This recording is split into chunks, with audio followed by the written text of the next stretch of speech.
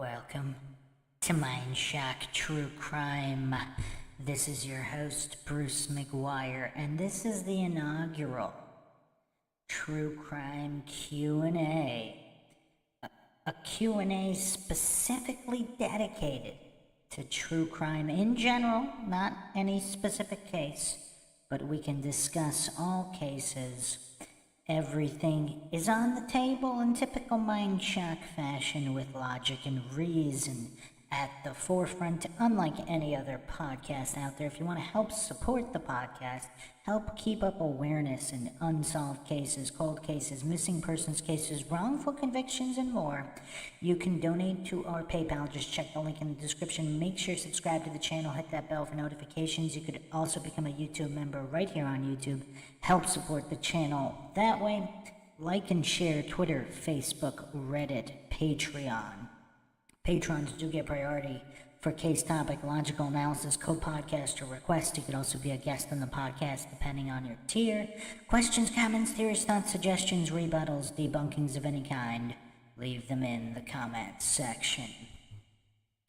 Okay, so we will be fielding all types of questions on this Q&A. Obviously, the generic Mindshock Q&As, you can ask anything. Here we will be focusing on true crime cases, both cases covered on Mindshock, long-running series on Mindshock, as well as any other cases Mindshock listeners want to bring up.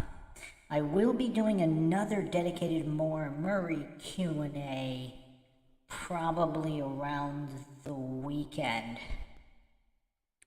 So we'll be going over Julie Murray's new podcast on that one. New information, finally hearing, of course, from Kate Markopoulos herself, if that's her, supposedly it is.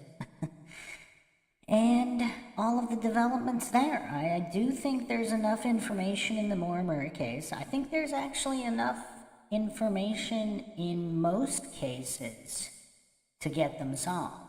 Not all cases, but most cases, certainly most infamous cases like the JonBenet Ramsey case or the Idaho 4, of course. I mean, a lot of these big cases, the West Memphis 3, there does seem to be enough information to get it solved if the investigation was properly done. Hello, Sarah. How's it going? Let's see how many people got the notification for this live as well. Pinto Sack in the house. We are discussing true crime specifically in this Q&A. A lot of people had questions on various cases. We will be tackling all of that. Any and all questions, any and all cases. I mean, maybe we should keep the Moore Murray questions to a minimum just because I will be doing another dedicated Moore Murray Q&A soon, around the weekend. So let's focus on pretty much all other cases. Serial killers, got Dahmer. I do have a Bundy podcast coming up. And several other infamous serial killers as well. Some of them seem to be connected. They seem to be connected. Of course, the CIA's Phoenix program, possibly involved with Dahmer and some of these other serial killers. Manson, of course, has been linked to some MKUltra programs. Not that Manson himself is a serial killer, but there are murders and cult activity associated with Manson, of course. So we will see what kind of cases everybody wants to talk about. The Ketty Cabin case doesn't get talked about anywhere near enough. I mean, this, a truly grisly crime. I mean, there appears to be so much information and also a coincidence stack a mile high in that case as well. If you haven't checked out the Ketty Cabin murders series, you can check that out on Mindshock as well. A truly haunting case. Pinto Sack asked, you think something happened at the white party on the 25th? What about the 911 call from the Ramsey's house on the 23rd? Okay, I will say this. I'm not a coincidence theorist. Now, obviously, we can't know for certain that it's all connected, but I wouldn't dismiss it. I definitely wouldn't dismiss it. Even from episode 1 on the Ramsey series here on Mindshock, I always thought the circumstances of the timeline were weird. Not that she was possibly killed, but if she was injured. Now, there's actually a new theory. Some people believe that something happened to Jean-Benet at the Steins, because supposedly they made it after leaving the Whites, they also stopped at the Steins and possibly one other home before going back to their home. So something might have happened at the White Party and or the Steins. Because that might explain a lot of the funny business. And then if for those who haven't checked out the latest episode in the JonBenet Ramsey series here on Mindshock, I go over mysterious vehicles, black Jaguars and various vans. And again, the coincidence stack a mile high. I just thought of a new theory. Wow, Pinto Sack. I'm gonna have to credit you with this. Here's a new JonBenet Ramsey theory. I don't believe anyone has ever proposed this theory before. What if there was an incident? Now, regardless of whether you believe there's some kind of satanic Illuminati rituals going on with children at the Whites, or it was just an accident, kids were playing, she fell and hit her head, it didn't appear to be that bad. But again, I mean, people do die of head injuries that don't necessarily appear serious right away.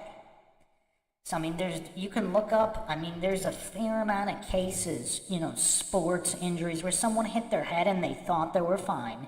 They didn't get checked out, and then they literally died the next day. So, here's my new theory now. Again, I'm not saying it's true. I'm not hallucinating. It's more likely than any other theory. I am simply adding another theory. Just more food for thought. That is all I am doing. I'm adding food for thought here. What if there was some kind of an accident and they, maybe not at the Whites, but maybe the Fernies or the Steins, they were helping the Ramseys and they contacted possibly some kind of criminal element to help cover it up. If JonBenet got injured and possibly was even dead or seriously injured, and for whatever reason, whether it's because there was some kind of satanic Illuminati ritual or simply they didn't want people to get in trouble through negligence or whatever. For whatever reason, they wanted to cover it up, and the Steins or the Fernies or maybe even the Whites, they contacted some kind of a criminal element, whether it was Helgoth, whether it was Gygax, whether it was Kennedy, John Kennedy. If you haven't checked out the Mindshock series, check those out. There's so many coincidences with all those guys where there's supposedly a van on their street, and that van ends up with certain individuals here in the Gygax, Kennedy, Helgoth circle.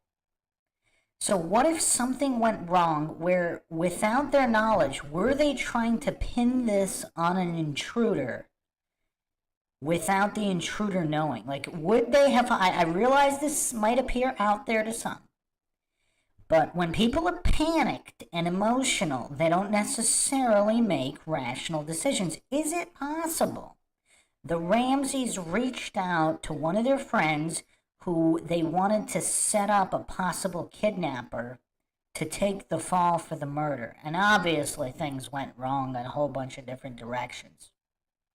But is this why Helgoth's getting killed? Is this why there are so many oddities and cover-ups? Because there was some kind of an accident, either at the Fleets or the Steins or whatever, and it was the cover-up that caused all the problems. Is that what happened? Furthermore, I'm gonna have another theory too that I've been kind of trying to develop further, a completely different theory, where John Ramsey might be the good guy. Is it possible some of the higher ups at Lockheed Martin, what if they wanted to pull John Ramsey into something he wasn't comfortable with?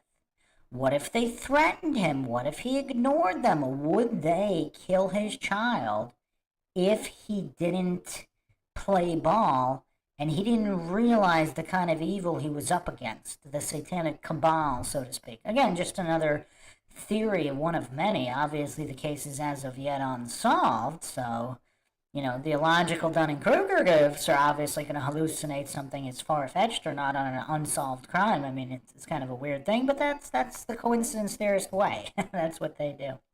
Thank you, Pinto Sack. So, yeah, those are just two new theories to add to the mix on why this played out. And, of course, John Ramsey, he's not going to blow the whistle on Lockheed Martin and the satanic cabal, because they'd kill him, if they'd kill his other child. Like, if they were responsible for whatever happened to Jean-Benet, I mean, they clearly have shown what they're willing to do. Obviously, he wouldn't blow the whistle on them. And if they have PD in their pocket, if they are the satanic Illuminati cabal that have all this influence, I mean, who's John Ramsey going to go to even blow the whistle on them?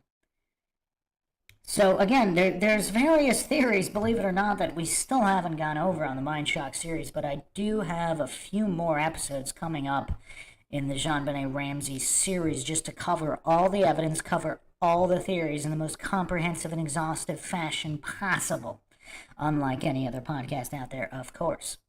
So, so to answer your question, Pinto Sack, yes, it's very possible something happened at the White Party, either some kind of an accident, kids playing, whatever, or something darker.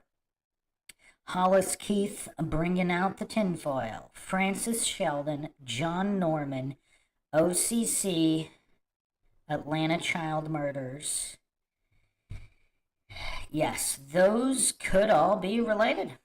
I mean, at this point, it's kind of weird to me, because a lot of these coincidence theorists goes, even in the post-Epstein era, they're still hallucinating that it's completely impossible that there's any kind of conspiracy.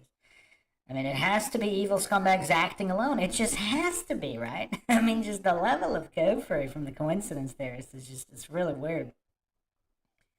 I mean, think about it this way. It's like mafias cooperating on certain deals. I mean, obviously they're each out for their own, but if you can make a buck, sometimes criminal scum work together to make a buck. It's not rocket science. Just like the more I look into the Jean-Benet Ramsey case, the more it appears it's connected to all these other cases. Not necessarily directly connected, but again, certain degrees of separation regarding John Ramsey's father, obviously North Fox Island, Beaver Island, and then you get into all the MK Ultra stuff. I mean, it's a web. It's a web. Same thing with Johnny Gosh. I do have another Johnny Gosh podcast dropping soon where I'll be going over some newer developments straight from Noreen Gosh. Again, over the years, people have criticized her, they've called her crazy, but it seems year after year after year, she's vindicated from all these third-party independent sources. It turns out a lot of what she was saying was true. And yeah, there appears to be many, many connections in these dark webs. Just these webs of just criminal scum working together through various networks. And one would be remiss not to honestly investigate these links. Sarah said, you should work for law enforcement to help solve all these calls cases. Here's the problem, Sarah.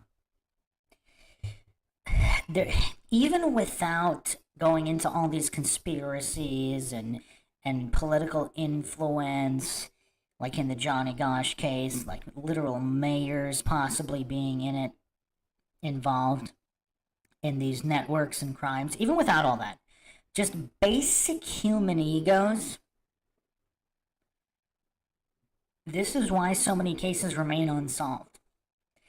Even within departments where there is no vast conspiracy, it's a basic case. A lot of times it'll go unsolved simply because of egos. I mean, look at any industry. This happens in any industry. You'll have something not getting done because people don't want to look bad. I mean, look at the Innocence Project. I mean, look how difficult it is to get all these innocent people, again, whether they were framed intentionally by corrupt law enforcement or if it was just incompetent law enforcement that got the wrong guy. They're not going to admit that. Like, look at the mountain that has to be overcome for them to admit that. It's way more of a burden than putting the innocent person in prison in the first place. Megan Z says, Bruce, I started borrowing your coin term coincidence theorists since I found your channel last year. Unfortunately, there are lots of times I need it in these strange day we find ourselves. Yeah, I actually didn't coin that term. It was on some old blog I saw, and I just thought it was brilliant because when you really think about it, now the fence sitters are one thing, people who don't believe anything really. I mean, I fall kind of into that category, but I'm not willing to write things off as coincidence either. But if you don't believe that criminals don't always act alone, you are literally by default. If you believe criminals have to act alone, then you are by default a coincidence theorist because you're theorizing that everything pointing to them not acting alone is simply coincidence because it's not conspiracy, which is obviously silly gopher. The Dunning-Kruger crowd goes hand in hand with coincidence theorists.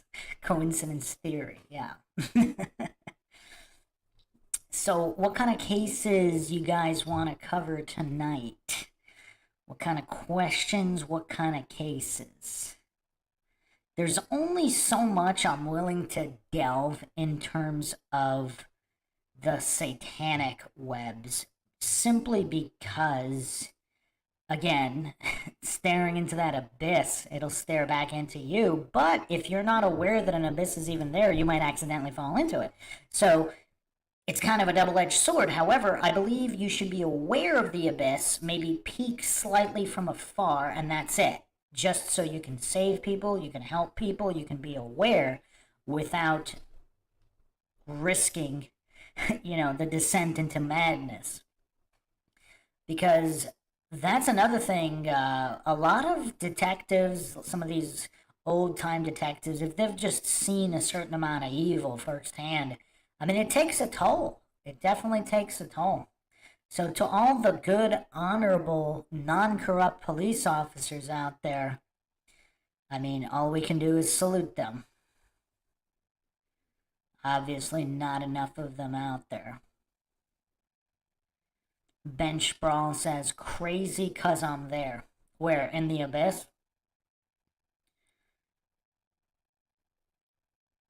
It's Raffy.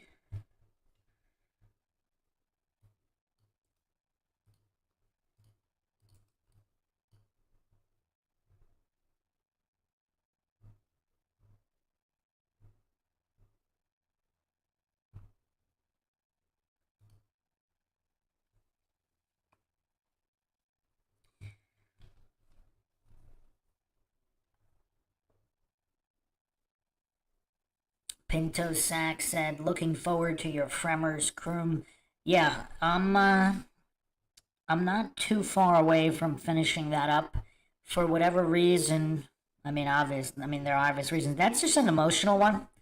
I've been working on that for a few years, and I do have to step away here and there. I don't know what it is specifically about that case. It's just It's just a very emotional case because, I mean, obviously not a lot adds up there. There seems to be a lot of problems with the case, but just how happy they were in a lot of those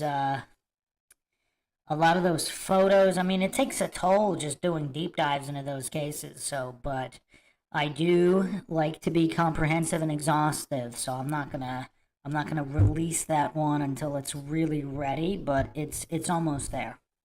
The first episode's almost there, and it'll of course be the most comprehensive deep dive out there on that case. And I do lean towards one particular theory.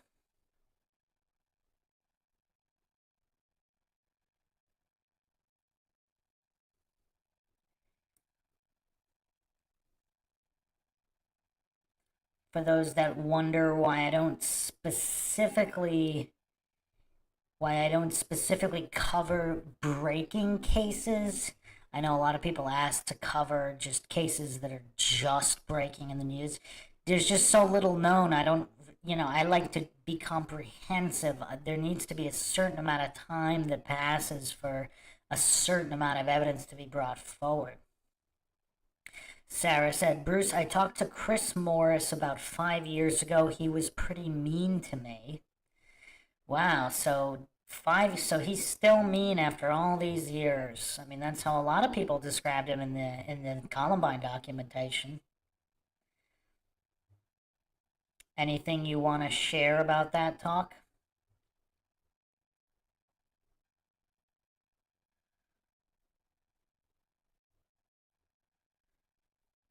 Sarah said she talked to Chris Morris of the Columbine case 5 years ago. Pinto Sack said, not sure you ever looked into Amanda Knox. At first I thought she was guilty, but now I'm thinking otherwise. Needs a Mindshock deep dive.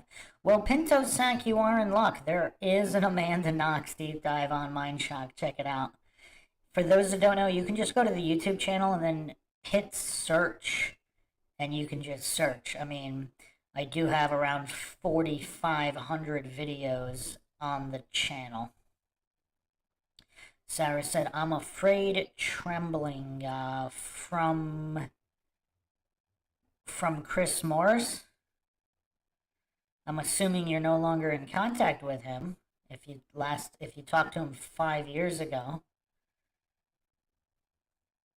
Obviously, no need to share anything you don't feel comfortable sharing. But the Columbine case, obviously, that's another one where the most mind-shocking thing to me is how much is already revealed in the official documentation that has been released. One can only imagine the thousands and thousands of documents that have not been released, what they include. I mean, one can only imagine. I mean, I was just so shocked at what was already openly revealed in the public documentation. So, if the other files ever get declassified, I mean, who knows what's in there? I mean, truly, truly mind-shocking stuff could be in there, particularly if it's connected to some kind of MK Ultra component, which many longtime researchers, yeah, it's an interesting thing regarding Columbine. A lot of longtime Columbine researchers that aren't coincidence theorists, that aren't brainless authority worshipping cultists, that are actually employing logic and reason and looking at the totality of available evidence, they seem to all end up with leaning towards, I don't know about definitively, but leaning toward there being some kind of government operation to exploit and influence these high school kids into carrying this out, either under the umbrella of MK Ultra or not.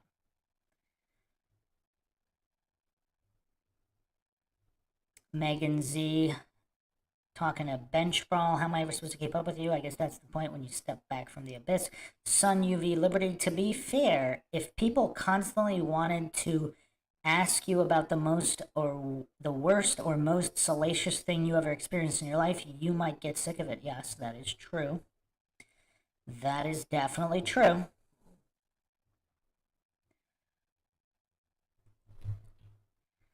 When I scanned that real quick, I thought you were asking me what the worst, most salacious thing I ever experienced in my life was.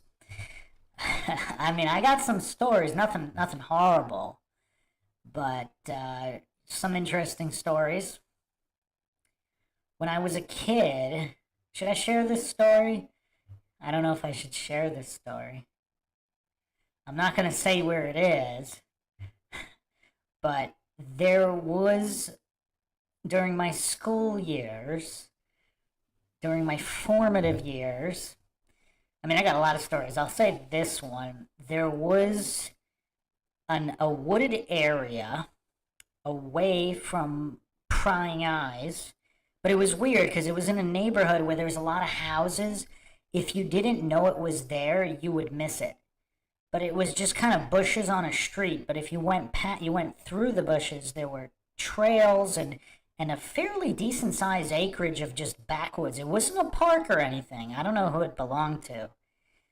Maybe it belonged to the city, but it was closed. Like, you wouldn't know it was there. There were no actual entrances. And a lot of older high school, so this was before I was in high school, but a lot of the older high school kids and who knows, random young adults, supposedly they did animal sacrifices in those woods. And, there was the rumor mill throughout various grade levels. And it seems like there was always a rumor of somebody's older brother that was involved and they sacrificed some animal or killed some dog. I never actually found out whether the rumors were true. I remember this was back in the microfiche days. Do you guys know what microfiche is? Maybe I'm dating myself. Now, the internet was still available, but it wasn't, this wasn't the heyday of the internet where everybody was on it and you could find anything. This was before, I would assume this was before most local newspapers digitized anything. So at the library, I vaguely remember someone finding some kind of microfiche slide about some report about the animal sacrifice. I don't, and possibly somebody being arrested in connection to it, but I don't remember if they confirmed it. So the arrest could have been for either trespassing or whatever. I don't know, they were drinking or doing drugs there. So I don't even remember if there was any confirmation that any animals were killed. Hopefully they weren't. Hopefully they weren't.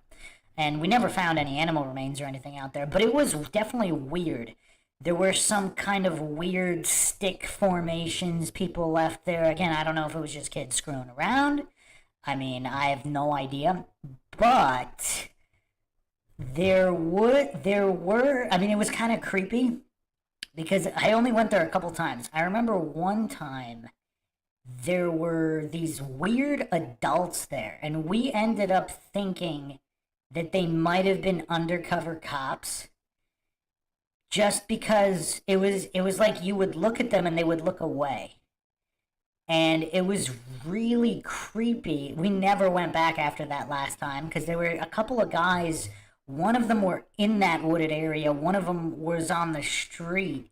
And it was just like right out of a horror movie where, you would look at them and then they would look away and pretend they weren't looking at you. And then you keep walking, and then as soon as you walk, they look at you again. Now, we weren't that close to them. I mean, this was, I don't know, I mean, at least a couple dozen feet away. And it was kind of creepy. It was kind of creepy. And then we did hear dogs there as well. And then we kind of just ran out of there. I was with a friend of mine there. And we just kind of ran out of there, and then they followed us for a bit. And then, we never went back. And it was just really creepy because when you're a kid, you think about rumors a different way. When everybody in school is telling you, oh yeah, their older brother's involved with these animal sacrifices, it's not that you believe it, but you don't disbelieve it because you're not looking at it through the skepticism of an adult. Oh, someone said this.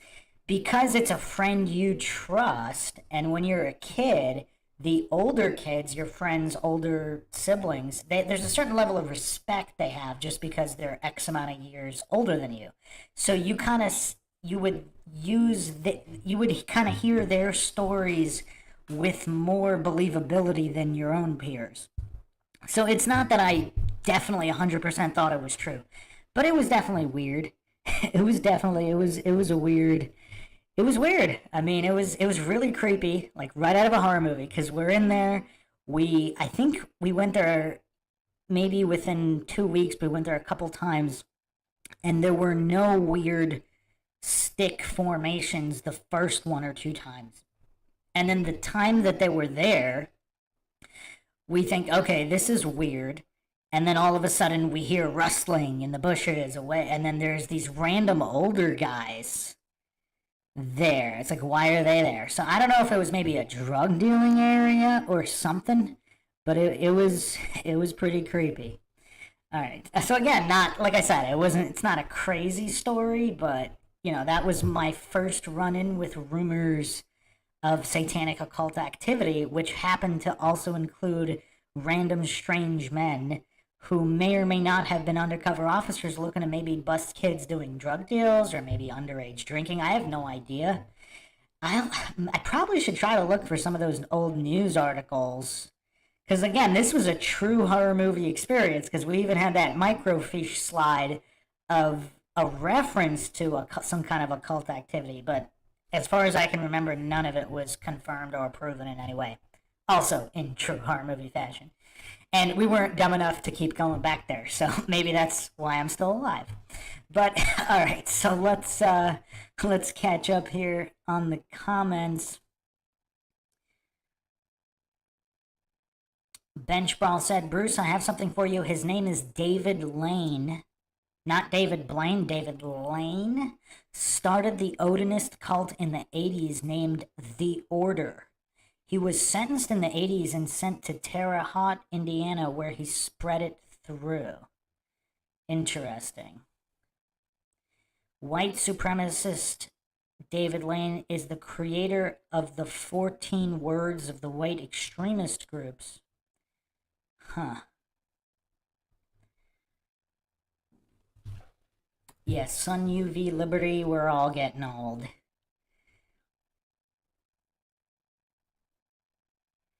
Hollis Keith, do you have thoughts on what the process church is, an operation, religion, criminal organization, all the above?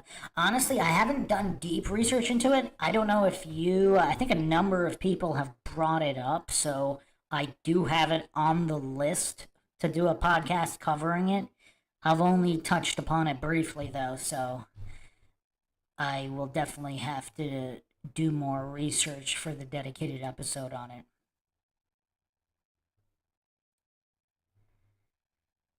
Megan Z, when Bruce asked what cases I was going to ask him to give us his fresh takes on Delphi, will you dip out if he does? I know he has much info, but I haven't seen new videos here.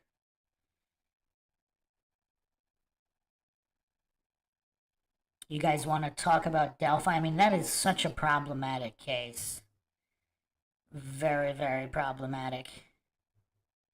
Sun UV Liberty says, there was an area like that where I grew up. We called it the Freddy Krueger Trail. Yeah. Well, you're definitely not young, because I don't think kids are talking about Freddy Krueger too much anymore. Is there even a reboot of that? I think they did that 2010 Nightmare on Elm Street reboot. I think it was around 2010. It was pretty bad. Freddy Krueger, I believe, was based on... If you haven't checked out the Ancient Myths and Urban Legends podcast on Mindshock, it was actually one of my first podcasts years and years ago, where I went over some modern urban legends. One of them, I forgot the guy's name, was, I believe, the guy that Freddy Krueger was based on. Some guy who literally was squatting in an elementary school basement or something. And I don't remember exactly. I think there were two stories that got mixed, of some kind of child killer and that guy who may have not actually killed anybody. He was just squatting at the school, and it was creepy. Pinto Sex said, the life and times of Bruce McGuire. Yeah, I mean, there was a couple situations like that.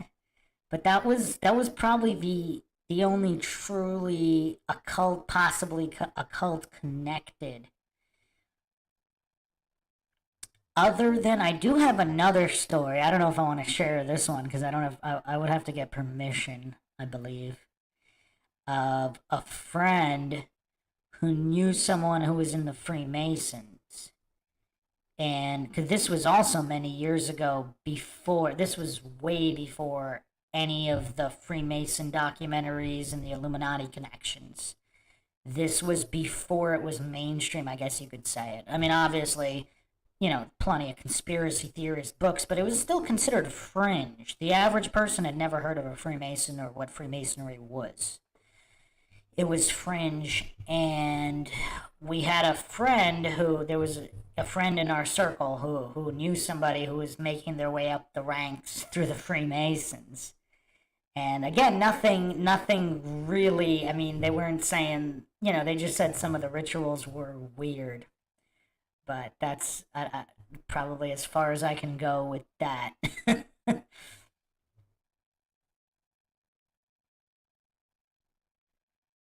Solar Adam here asks, have you heard of the Snake Lady of Round Lake, Illinois? I don't believe I have. Let's see.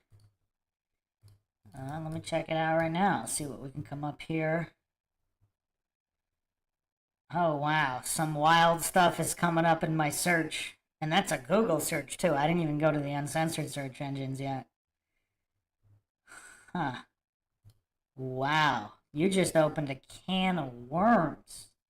So I believe I have seen some of this stuff. Man, Solar Atom opening up a true can of worms here. Wow. Wow.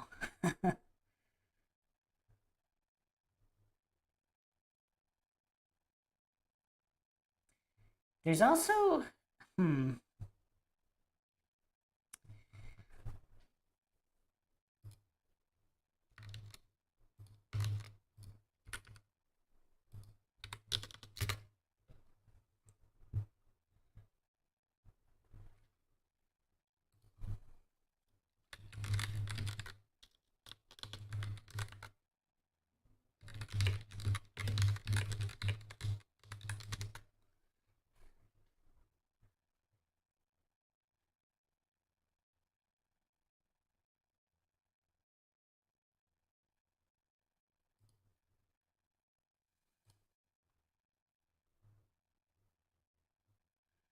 found a number of websites here that are all no longer active. I'm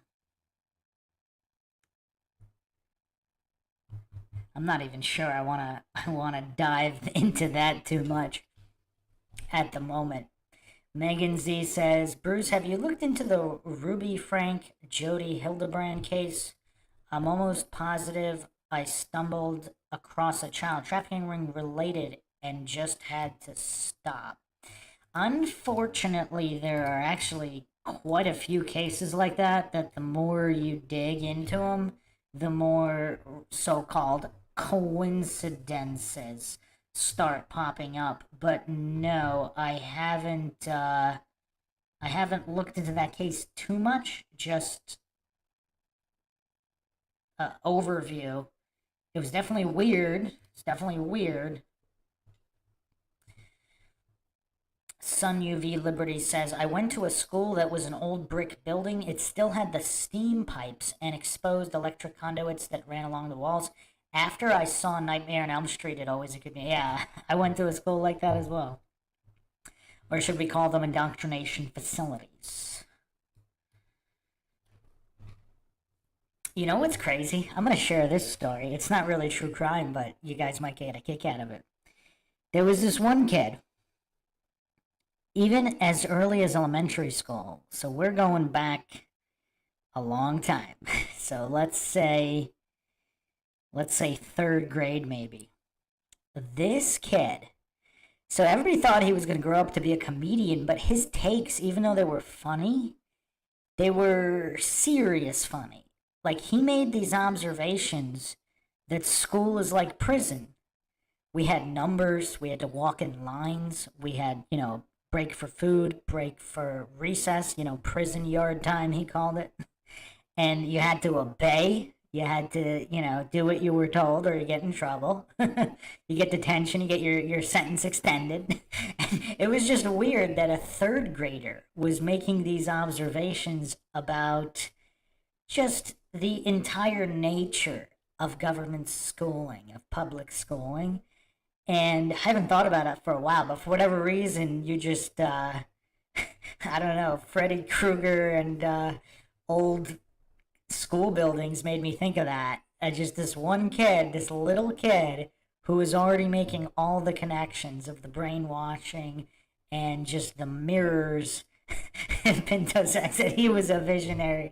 Yeah, I mean, we were all little kids. These are third graders. But his astute observations about just the workings, the behind the scenes workings, so to speak, because we had student numbers, and yeah, everybody had to walk in line, and everything was regimented by class. Like it was just wild, the connections he made. He even called recess prison yard time. Sun UV Liberty said, I bet that kid's dad was a wise man. That kid was a pretty decent friend of mine, and now that you mentioned it, I actually don't ever remember seeing any of his parents. Like all the other friends, I had seen their parents. For whatever reason, all I know, I think that kid's dad was like a super rich guy that always traveled. Who knows what was he in the club? Is that how the kid knew? I don't know. Yeah, that was one of the few kids. I'm pretty sure even parents sometimes would have to be present. I don't think it was parent teacher conference. I forget what it was. There were times where the parents were in the school, but that kid's parents never came. I never saw that kid's parents ever. And I went all the way through high school and graduated with that kid. Wow, I'm gonna have to go. That's it. Son UV Liberty says CIA. Well, you know what? He's the only kid that was making those kinds of observations, so maybe you're onto something. I don't know. I don't know. Solar Adam said, I was cleaning out the basement and saw my mom's 1968 high school yearbook. It had their addresses there, their home address.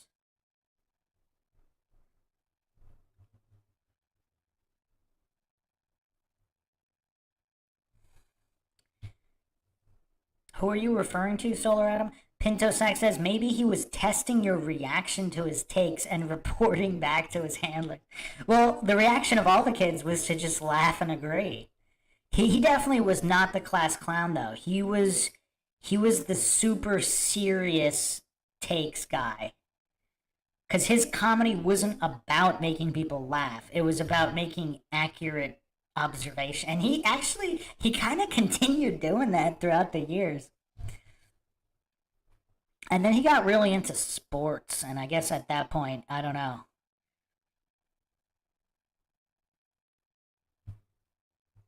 Megan Z says, Bruce, have you ever talked about Pegasus? Which Pegasus? You talking about the time traveling program Pegasus? I think I might have mentioned that on the time travel podcast.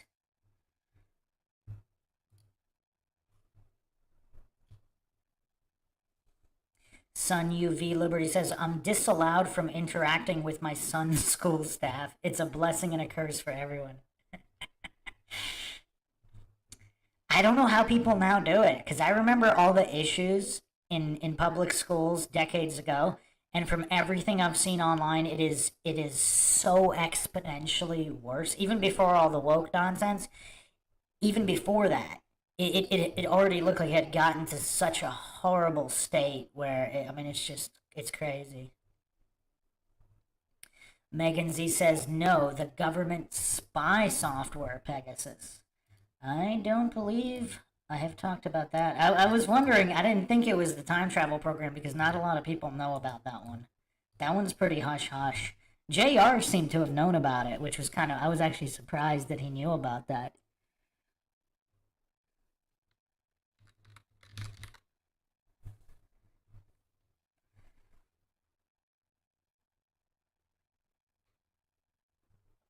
Is Pegasus. Huh.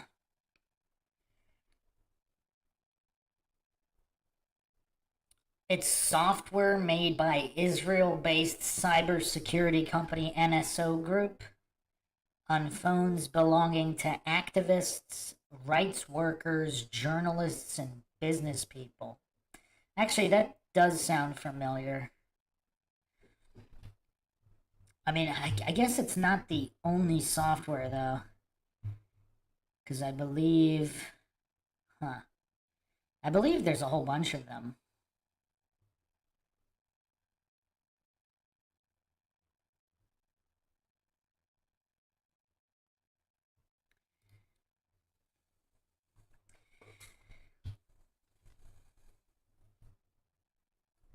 Ben Sprawl says, I knew two hardcore Satanists. One hung himself, the other took a Rambo knife and stabbed his leg right through it. Well, that's dark. That's dark. Megan Z says, takes all of our phone data. Well, I don't even know if you need software to do that because we'd have to have Johnny Mills on the podcast again. Haven't had him on in a while. He's into all that computer tech stuff. I believe even just visiting websites and cookie, like all these advanced cookies can track everything you do. And I think it's actually even built into the OS now, right? Not on the old phones, but on all the new phones, I believe they all have backdoors anyway, so you don't even need to install any kind of spy software. Unless that's Pegasus also did that. I mean, I don't know about the history of the development of all that. But I think it started, what, maybe even 10 years ago? Because I distinctly remember this, where you'd be standing around talking with your friends or at work, and if you mentioned, let's say, that you need to get a new TV or something, you start talking plasma TVs or whatever, and then as soon as you check your phone, even just checking your email, the ads on the side would be plasma TVs. And it was so creepy because that literally never happened. And then one day, it would just always start happening. But then if you powered off your phone, like as an experiment, it wouldn't happen. I mean, maybe you had to pull the battery out. I don't remember how crazy people got with it. But yeah, I distinctly remember I don't remember what day it was, but I remember one day everything was fine. And then one day everybody started talking about it and started noticing it. I mean, it was weird because I wrote that off the first couple times it happened, it was kind of generic. And then it was something super specific, maybe like different types of toothpaste. And then all of a sudden there were all these toothpaste ads. I'm like, okay, well, I'm not that hardcore of a coincidence theorist, so this is definitely weird now.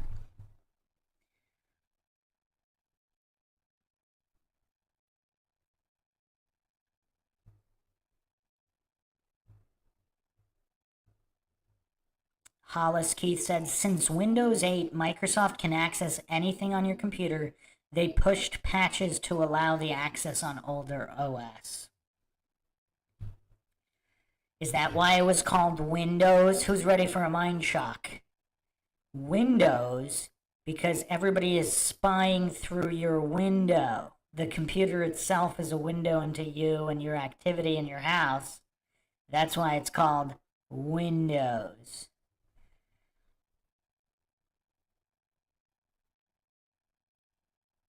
Yeah, you know what's bonkers, Megan?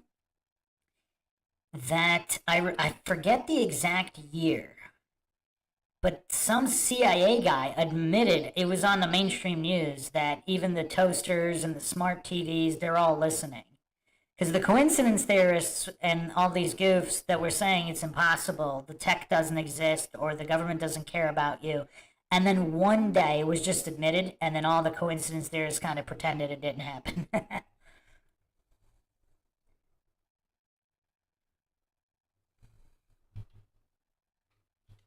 Yeah, Megan, have you checked out my Bill Gates podcast? I think it got removed from YouTube, but I believe I have it up on the Rumble.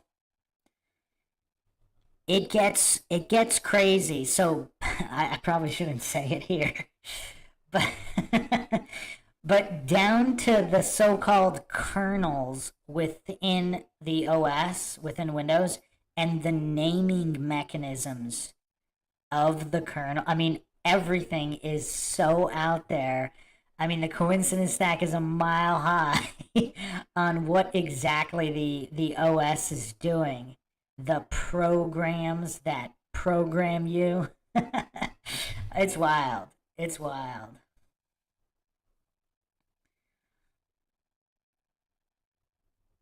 Pinto Sack said Patsy Ramsey would recite lines from the prime of Miss Brodie for her pageant contests. In that book, one of the characters muses the spelling of possession having two S's. What is that in relation to? Oh, the ransom note had that mistake. What are the chances of that? Huh, I didn't even look at that. Fubar Temp says, man, it's too late at night to be shocking my mind like this. Are you talking about the Windows talk, or what are you referring to, Fubar Temp? Sun UV Liberty is singing. Who's that peeking in my window? Megan Z said, no, but I will. Even knowing all I know about it, I'm still blown away sometimes by the creepy tech. I got ads after a phone call last year. Yeah, this started, I want to say, close to 10 years ago. Literally, one day, it just started. And I remember it was so weird because, one day, everybody's got their phones on them all the time anyway. And then one day, the ads just started popping up, and then everybody was talking about it. It's like, how does it know? How does it know? And then when it was generic stuff like TV, cars, whatever, but some of these some of these niche markets, like you talk about toothpaste, since when do you get random toothpaste ads? As soon as you talk about toothpaste, all of a sudden, all these companies are interested in having toothpaste ads on your phone when checking it was just really weird. Fubar Temp, yes, the Windows talk. Oh, you want me to really blow your mind? I'll give you a sneak peek at the Bill Gates podcast. I think I have it on my Rumble. Let me double check real quick. It got removed off of YouTube real quick.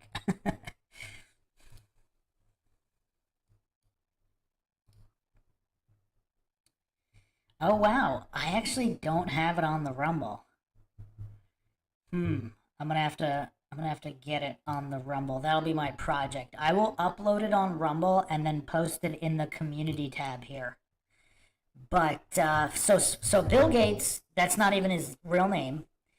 But some people believe they made his name Gates to open the gates of hell. Now, what's interesting is the Bavarian Illuminati signature was B.ILL. And if you look at the naming kernels of the Windows OS software, there are some strange signatures like that as well.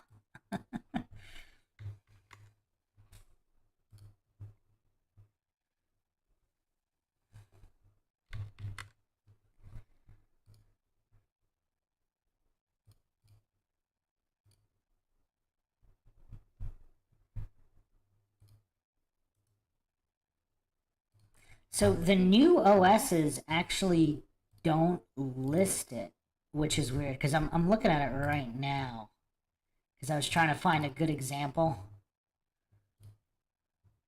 There's like .dll, .ill, or whatever, making you ill. But some of the naming mechanisms were specifically, oh yeah, execute. Wow, yeah, .exe, execute. The whole thing is really crazy, and then all the 666s, and I mean, it's insane. But yeah, so B.ILL is the Bavarian Illuminati, which is Bill. So is that going to open the gates for the Illuminati to look through your window, through the windows? And it just gets, once you go down those rabbit holes, I mean, it's literally a stack a mile high of all those, of the nomenclature, which for it to all be a coincidence, I mean, what are the chances of that? It's just insane. Yeah, YouTube doesn't seem to like anti-Bill Gates stuff. Not even anti. I just call it how I see it. I mean, I used clips of interviews directly from him. I didn't put words in his mouth. There's also, I believe this was also removed from YouTube because I did little clips.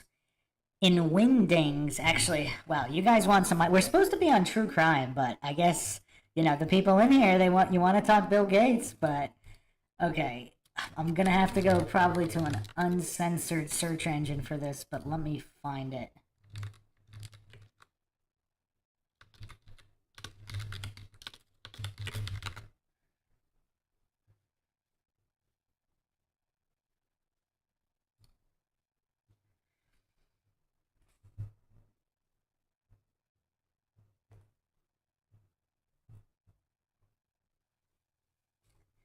Apparently, on the older version of Windings, if you put in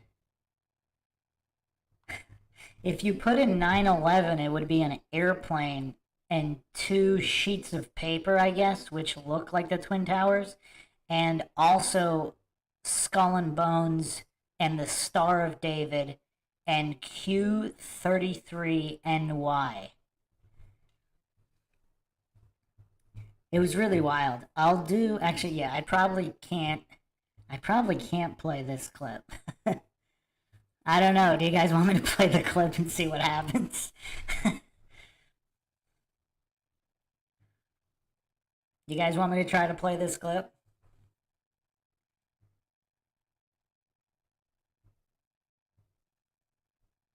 Megan Z said, I'm in advertising and just signed an AI contract that scares the crap out of me. Yeah, it's so weird how people are just openly embracing AI. Because keep this in mind, supposedly military tech is 50 years ahead of civilian. So if OpenAI, ChatGPT, all of these AI image and video generations, if the civilian access tech can do all this, what can the military AI do? Or the top secret AI do?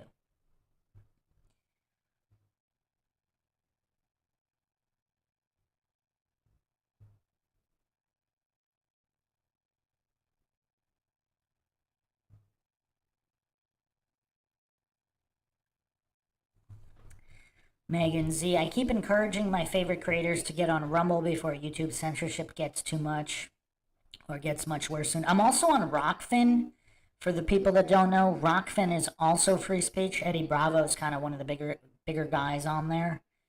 So yeah, I believe I should have that Rockfin link on the main YouTube page as well.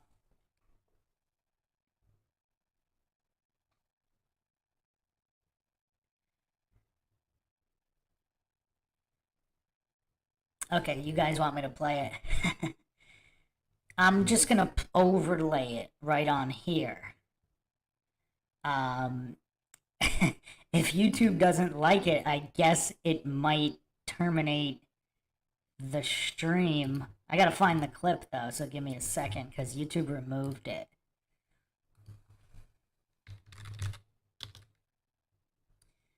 Oh crap! I don't know where I put it.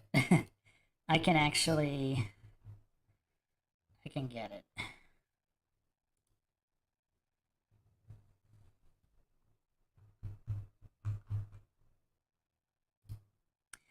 You guys remember back in the old days of YouTube where nothing, nothing conspiracy wise got removed, only like, really criminal stuff got removed.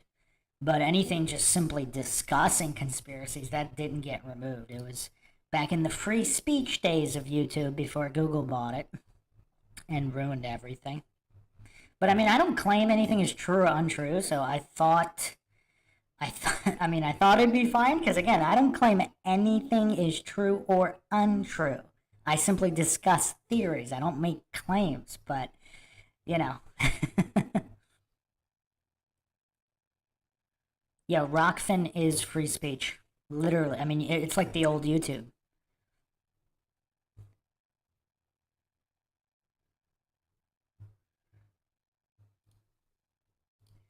Gotta go digging for this clip. I mean, it's a mind shocking one, though, so it's gonna take me a couple minutes, but I should be able to get it.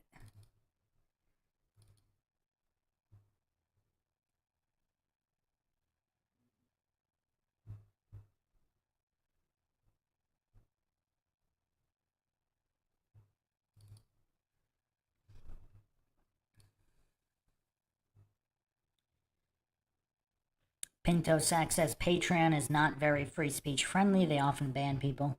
Yeah, I'm not 100% sure. I mean, I'm on Patreon as well. And they seem okay, but again, I mean, I don't post anything super controversial, I guess. Or at least claim it's true. What's everyone think of Elon? He scared me too much power in my opinion. Well, man, I'm doing a dedicated Elon Musk podcast as well. I don't get why people respect Elon, because all he did was buy into Tesla and SpaceX. Like, some people actually think he created those companies. Or they already existed. He just came in with some cash. And pretty much everything he promised failed. I mean, remember those solar panels he said would be super cheap? That would be roof tiles? I mean, that apparently got super expensive and then never worked the way he said anyway. I mean, he always makes bold claims. I mean, look at the old SpaceX claims. I forget what the original ones were, but I mean, there's supposed to be already a base on the moon and tourist travel to the moon, according to Elon. Obviously, that never happened. And even with the Tesla vehicles, I mean, everything gets just infinitely delayed and never works the way he said. And then once you start looking into his blood diamond family in Africa, I mean, it gets pretty sketchy quick. It gets sketchy quick.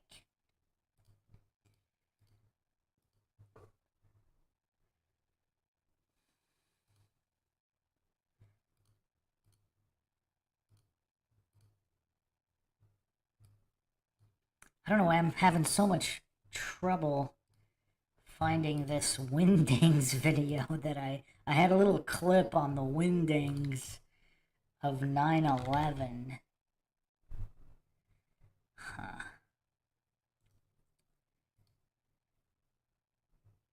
Actually, you know what? I can probably just play the whole 9/11, just a clip. Instead of finding the clip, I can see if I can scroll through the 9/11 one and see if I can find it like that.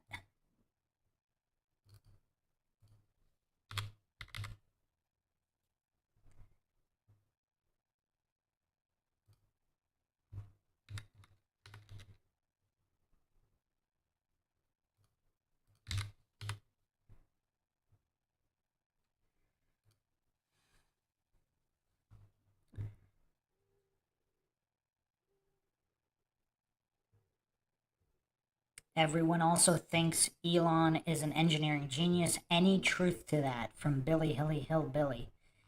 I don't know. That's a tough one. Some people think he's just a shill agent. I'm still working on the Elon deep dive. I might actually have Professor Jay Smith on there. If you haven't checked out the epistemology podcast I did with him, this guy's super smart academic. I mean, he was gonna do this big program with MIT and Princeton in Antarctica, I think, and then he turned it down once he kind of thought about more about just academia, quackademia, and I'll be doing more podcasts with him. But he's got some interesting thoughts on Elon as well. Less xylophone. Any more significant Columbine content coming? Yes, plenty more. Believe it or not, I just scratched the surface on the Columbine case. I mean, obviously, I have the most comprehensive podcast series, but there's so much more to that case. I mean, yeah. Sun UV Liberty says, it's funny how certain people end up in just the right place at just the right time, almost like they were put there. Hollis says, don't trust any of those billionaires. They are selling to us. Anything goes for the money. Pinto Sack says, people put billionaires on some sort of genius pedestal. These Shark Tank goofs act like they are so smart. Many got luckier at the right place at the time. Yeah, Pinto Sack, you know what? That's a great point. I actually was going to do a podcast for the Logic and Psychology playlist here on Mindshock on the role of luck in success. Because they admit they got lucky. The smart ones, anyway. Because... So first, there's all these false dichotomies. People are like, oh yeah, it's hard work. Well, most people of the people that work hard, because there's so many smart, hardworking people that actually never become billionaires. But obviously, if you do want to reach that upper echelon, you do have to obviously be smart and work hard. But that doesn't guarantee anything, because of the pool of people that are smart and work hard, of them, luck determines which one of those elevates. It kind of almost reminds me of this former kickboxer MMA fighter who spoke about sports luck. His name is Mirko Krokop. I had this one MMA podcast I was still working on. I didn't release it yet. Just met different metrics for MMA. But yeah, he was the first guy I heard of talking about sports luck. Because you can have, I mean, a lot of times the better athlete doesn't even win because of luck. So it is interesting how obviously in the business world, obviously luck plays a huge role. Because the person just as smart works just as hard. If he's not in the right place at the right time, he's not elevating to the next level. Someone who's less smart and works less hard, but obviously a certain amount, I mean, he's got to be kind of close, they might have been in the right place at the right time, and then they got elevated. So luck, the people who say that, hard work beats luck, yes. But among the people that all work hard and smart, luck is the elevator. I mean, I'm not saying that as an excuse. Obviously, even without luck, people can still make it, so to speak. But to reach that high billionaire status, I'm not sure. I'm not sure if you can do that clean, without all the shady backroom deals and illegal dealings and Illuminati complicity. I'm not sure. I mean, maybe you can be a clean billionaire. I don't know if I've ever seen one. I think you can definitely be a clean millionaire with integrity, or at least low-level millionaire. But yeah, that is a good point, Pinto Sack. That is a good point.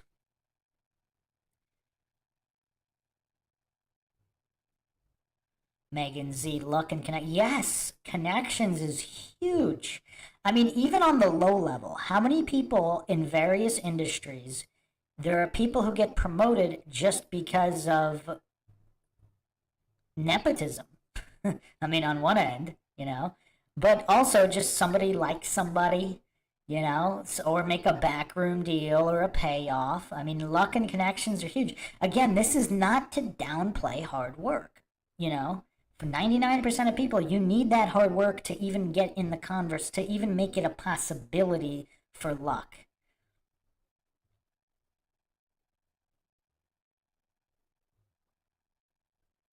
Sun UV Liberty said Krokop was a beast. That dude would kick heads through the firmament. I don't think anybody's phrased it exactly like that. Yes, Mirko Krokop was indeed a beast. He's actually one of my picks for the greatest of all time. And this really isn't the place for this. We're doing a true crime Q&A, and we're talking Bill Gates, Illuminati conspiracies, and kickboxing. Like, this probably should have been a generic Q&A. A lot of people were asking for a specific true crime Q&A. So, I aim to please. But if you guys want to talk Krokop, we'll talk Krokop. Yeah, Hillbilly, low-level millionaires cheat. Yeah, I mean, thousandaires cheat. I mean, there's plenty of cheating going on. I'm just saying there are some clean millionaires out there. I'm not saying the majority or anything like that. But I think it's possible to maintain integrity as a low-level millionaire. Not that the majority of low-level millionaires did, or even the majority of thousandaires did it clean. Sigma LaFleur, I wanted to stop by and say hello to Bruce. I enjoy your podcast a lot. Thanks. Much appreciated. Pinto Sack said, I want to become a billionaire just to see what the heck is going on with all these freaks. I mean, careful what you wish for. Like, I wouldn't want to be in those Illuminati circles. Those devious scum. Megan Z said, love it. Love what specifically? Talking about kickboxers kicking heads through the firmament on a true crime podcast. Yeah, Megan Z, that's an excellent question. What if you can never come back? Yeah, I mean, that abyss is tough. I mean, this actually also, Megan Z, you're reminding me of... Actually, you know what? We're going to Immortal Technique, my friends. The conversation is now shifting to Immortal Technique. I don't remember which song it was. If there's any Immortal Technique fans in here, there was one particular song where he talks about people wanting to change the system from within, but then the system changes them, whether it was politics or whatever. And Megan Z, you just reminded me of that, because even if you aim to be a good billionaire, once you start running in these politically corrupt scum circles, I mean, it's going to be tough for them not to change you, right? I mean, not necessarily impossible, especially if you have the armor of God, but again, I mean, I don't know. Megan Z says, I believe angels walk among us and can cross our paths. It's the only thing that keeps my faith shaky but still here. Sun UV Liberty says, they certainly walk among us, the good ones as well as the principalities and powers. You might enjoy the guys from Now You See TV, they go deep. Pinto Sack says, they'll never break me. I think they can break the majority of people, though. I don't know about you, but I mean, I'm sure there's some they can't break, but it seems like they break the majority. Sun UV Liberty says, if it wasn't mutual combat in a sanctioned event, it would be true crime. Hold on a second. Let me counter you there. Because could you argue that it was some kind of contract based on fraud? Because anybody that would sign a contract to get in the ring with Crow Cop, clearly they were not of sound mind, and that contract should be rendered invalid, should it not, Sun UV Liberty? How could you be of sound mind and sign a contract to enter the ring with Crow Cop in a full contact combat event? I mean, that's not a valid contract. So it might still be true crime based on that. I mean, the guy literally put people, I mean, you know, he put a lot of people in the hospital. He might have put more people in the hospital than anybody else. I think we need a stat check on that.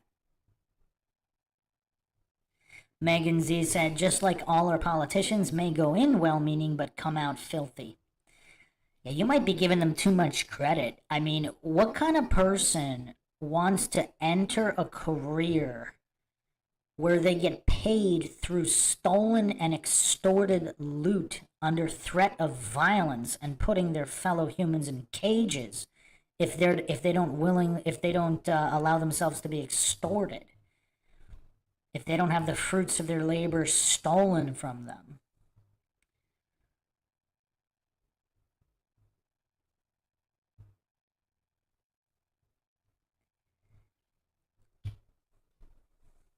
Was that a yes on my Crow Cop explanation?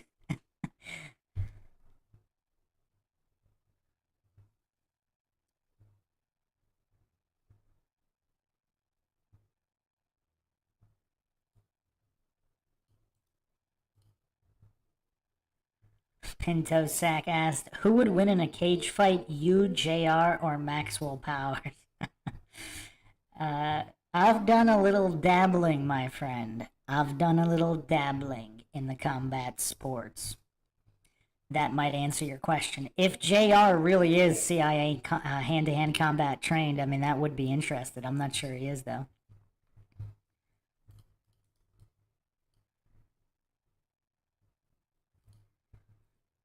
Megan Z said, please expand on what? Crow Cop?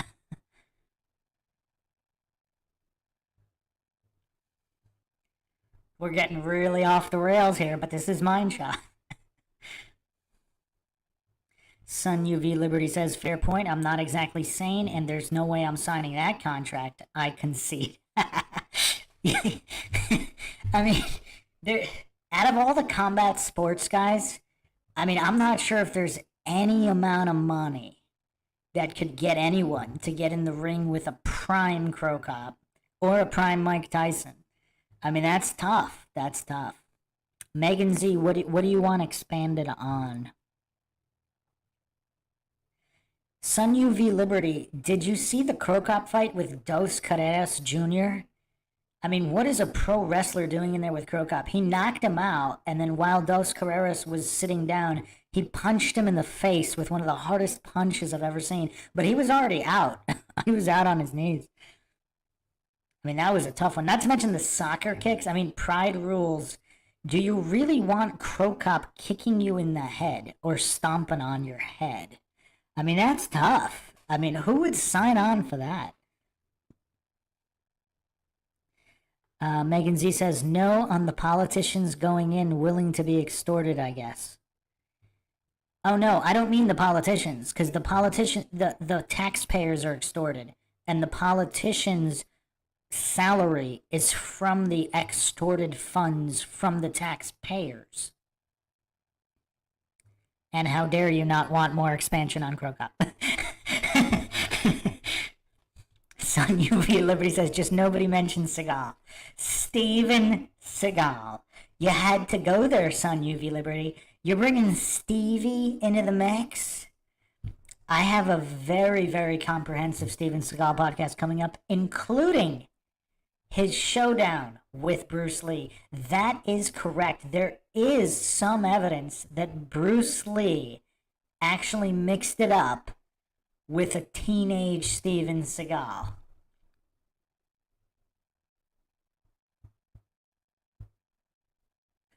Pinto Sack said, I told my wife I could beat up a female MMA fighter. She thinks I'm crazy, but I stand by the comment. So here's the thing. Which female MMA fighter? And are you trained? Because if you're not trained, I mean, I have seen gym training videos that are pretty bad, where some relatively untrained guys are ragdolling even professional female MMA fighters. But I don't know about champion female MMA fighters. They're pretty good.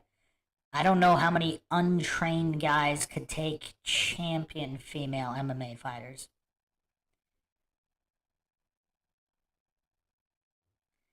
Stevie Seagal. Pinto Sack says, I'm not trained. But are you athletic in general?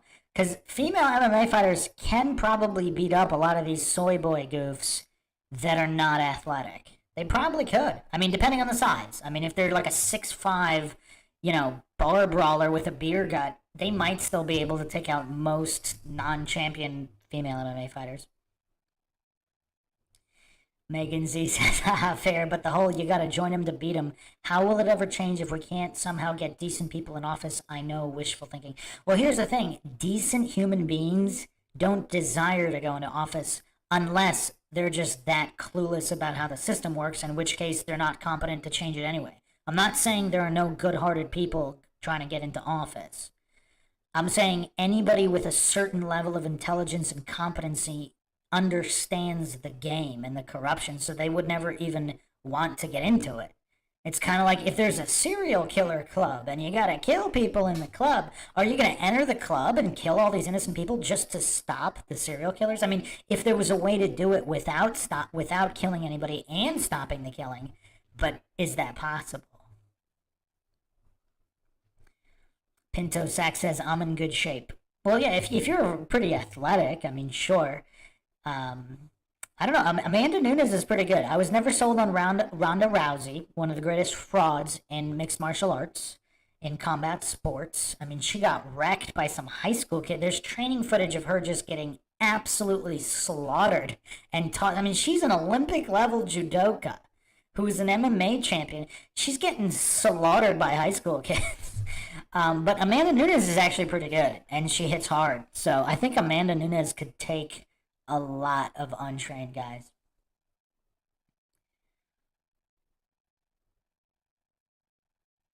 Pinto Sack says, Michael Savage would always say that only psychopaths go into politics. Yes, psychopaths or really incompetent, good-hearted people. There doesn't really seem to be a middle. Jane Allen says, that's why we need to stand up and take responsibility for ourselves. Yes, every human is responsible for themselves. If you guys aren't familiar with Larkin Rose, shout out to Larkin Rose. His video message to the voting cattle is pretty on point.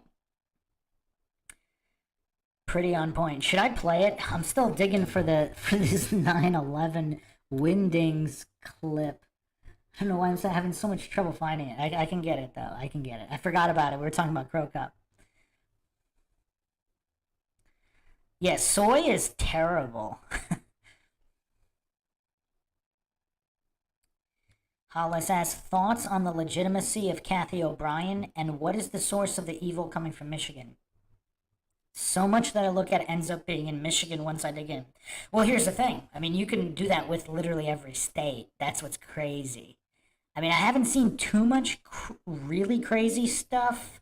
Maybe Montana, not too much. I don't hear that. Maybe Montana, maybe Maine. Just about every other state, though. If you dig long enough, you can find. I mean, you probably can find some stuff on Montana and Maine as well. I just haven't seen it. I haven't specifically dug there, but pretty much every other state seems to have a lot of issues. A lot of corruption going on.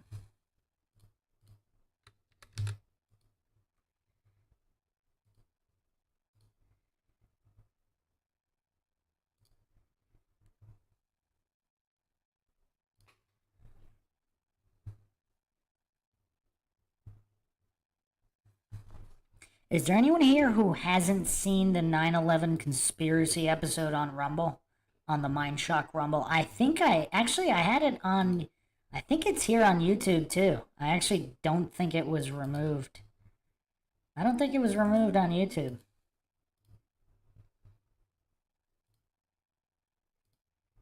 But yeah, I'm gonna get this damn clip.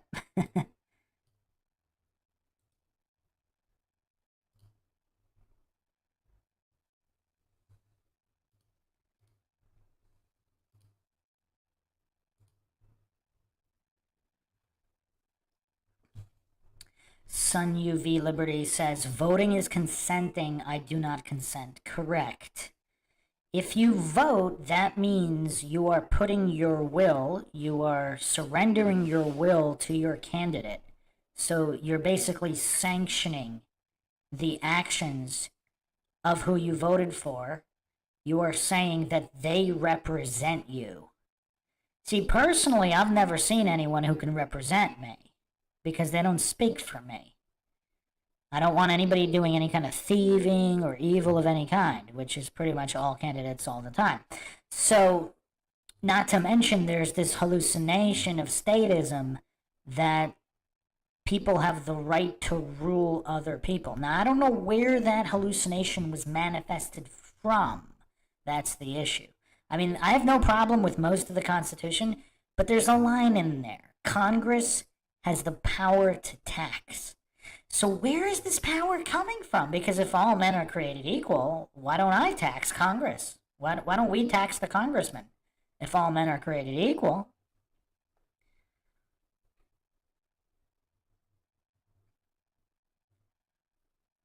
And not only are you basically saying that whoever you voted for speaks for you and your will, you're also agreeing, you are consenting to the mob rule, democracy, that if your candidate doesn't get the most votes, the other guy gets all the power. So you consent to being ruled by someone who you didn't vote for if you vote, because you consent to the system by participating.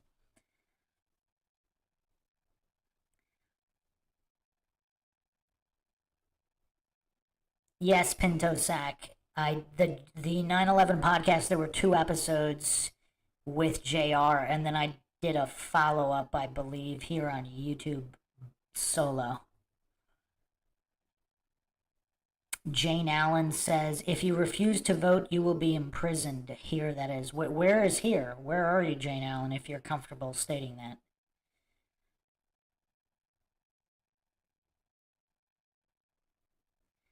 Megan Z says, "But some represent me closer than others. In my opinion, I live in Illinois. I can vote early and often, even after I'm dead." Yes, Sun UV Liberty. That's one of my favorite quotes. Democracy is 2 wolves and a sheep deciding what's for dinner. Liberty is a well-armed sheep contesting the vote. Pinto Sack says the ideal would be a benevolent dictator. I mean, I don't. Why?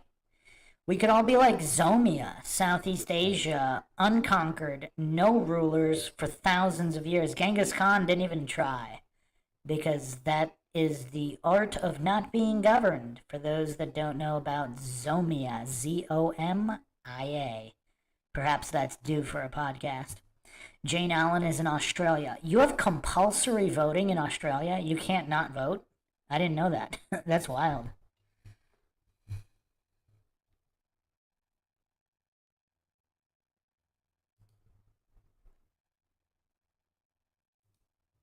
Well, the ancient Greeks believed not only in democracy, well, there was actually a lot of dissent there. The ancient Greeks they didn't really agree on a lot when you really break it down. There's all these false dichotomies if the ancient Greeks even existed.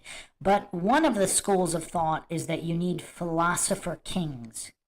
You need a king that's a philosopher, not a brainless soldier that just follows orders. You need a philosopher who can imply logic, who can utilize logic and reason.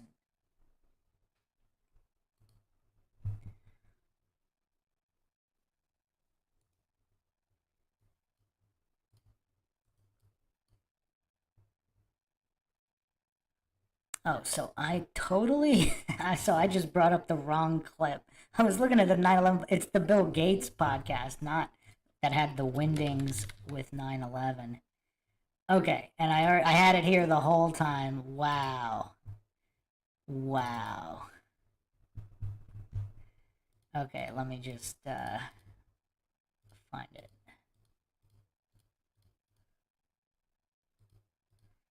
So it approximately.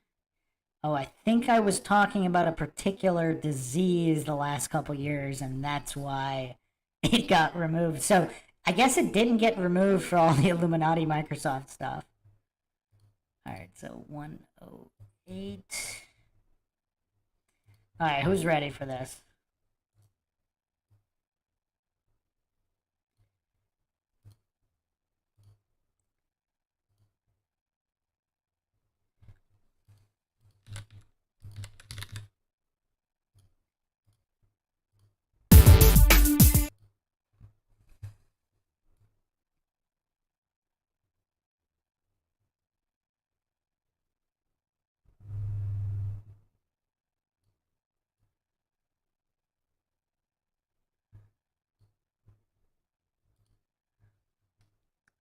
Is it on the screen? Let me just see. We got a little bit of a lag, but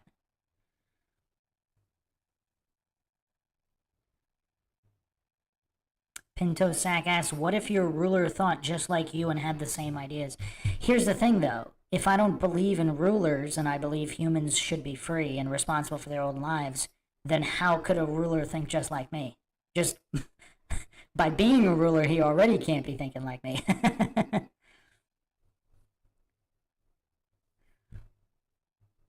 All right. Let me know if the audio is working here. This has been kept hidden from the public. One hypothesis is that Building 7 is inhabited or used to communicate with the inner head or the controlling unknown. The identity of the outer head is unknown.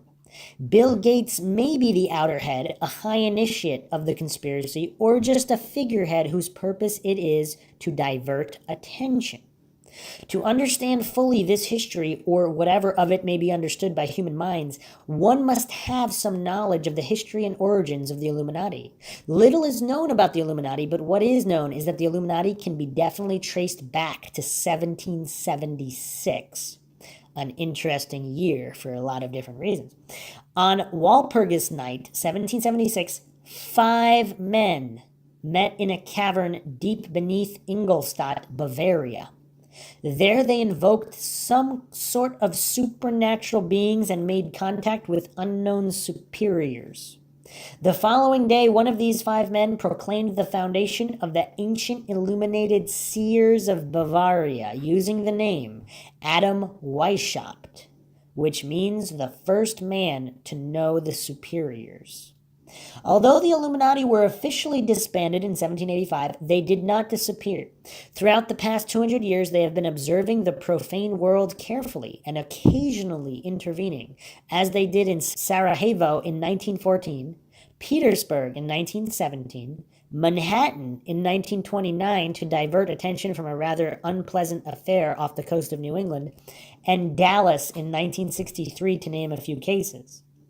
Their contacts with the unknown superiors continued in specially constructed buildings, originally in Germany but later in Washington. During the 20s and 30s, there occurred a potential problem. A young writer named Howard Phillips Lovecraft published many stories which contained allegories to illuminated history. For example, Joseph Curwen's invocation of Yog Sothoth in an underground complex in the 18th century. And I'll be doing a dedicated episode on Mr. Lovecraft and how he was able to know quite some occult information that was not known to the world until some time after his death. And yet he was writing about it earlier. We will get to that. But anyway, it is believed that Lovecraft's father was a Grand Orient Freemason. The Illuminati, however, persuaded Lovecraft to join their cause and faked his death in 1937. Have you ever wondered why his grave is not marked?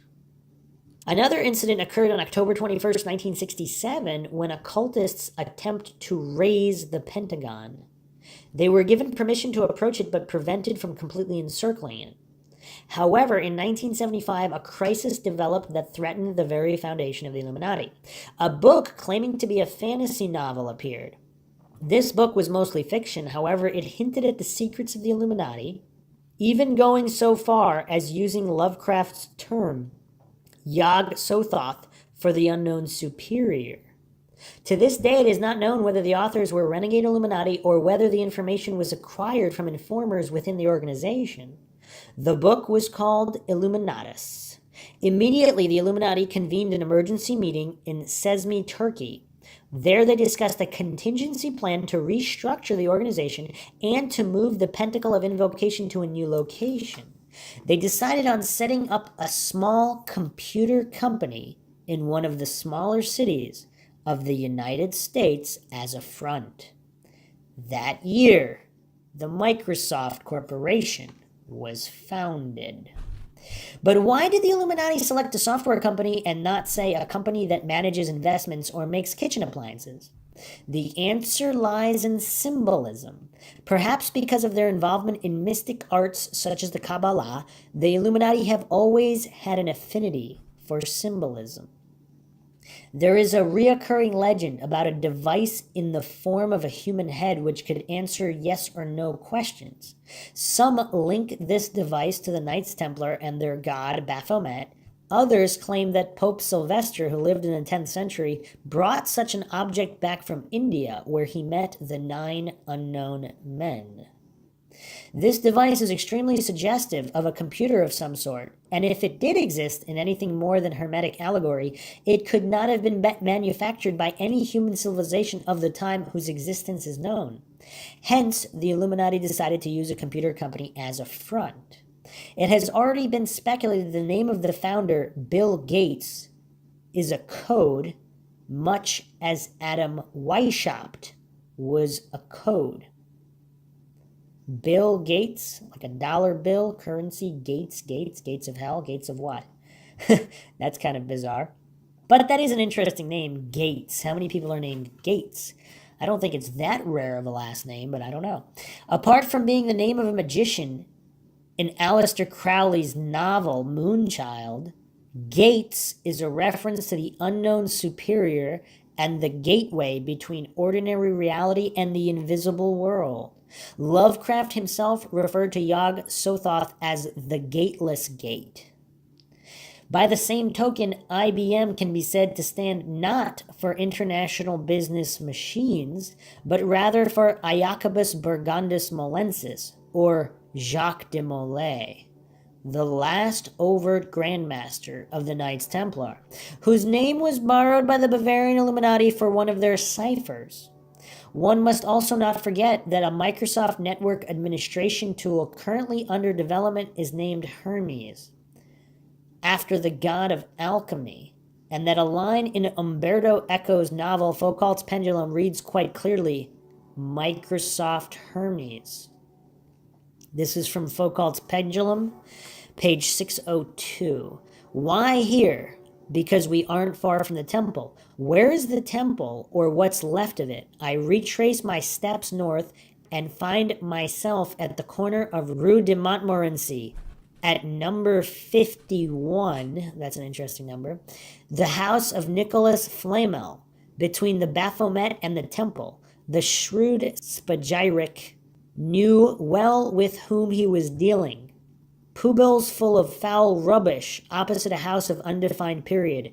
Tavern Nicholas Flamel. The house is old, restored for the tourists, for diabolicals of the lowest order. Hilux. Next door, an American shop with an Apple poster. C'est que vous les pouces. Microsoft Hermes. Directory Temora.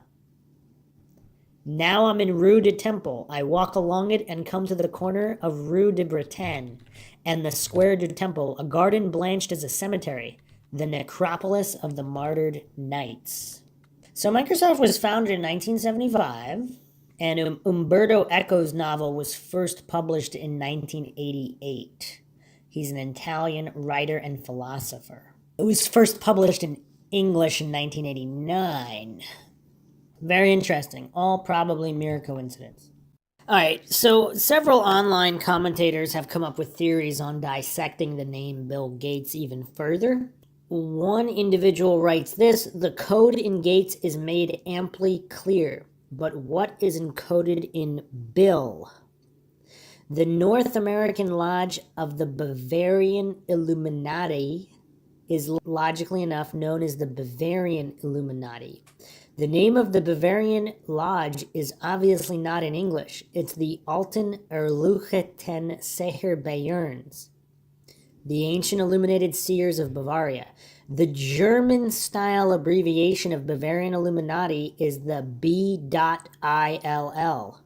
or simply Bill. Members of the American Lodge frequently identified themselves in secret communications by using the name Bill. That's interesting.